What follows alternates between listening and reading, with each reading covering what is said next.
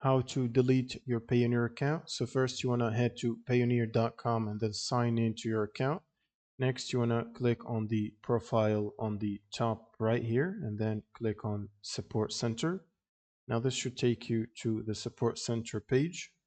And in the search bar here, you want to type delete account and then press the ask button.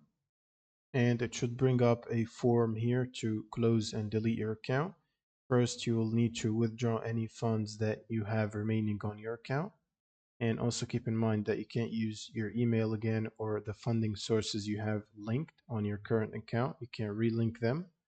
And you want to click on the submit the form here. It will take you to a form page where you can submit the account deletion or closure request. Now you want to specify the reason. For example, I'm not satisfied with the customer level or whatever.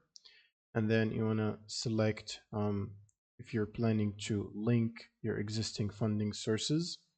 You can select no.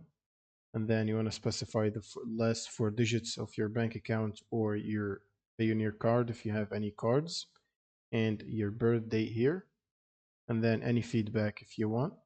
Now you can confirm that you're not a robot and then just send the request by pressing the submit button.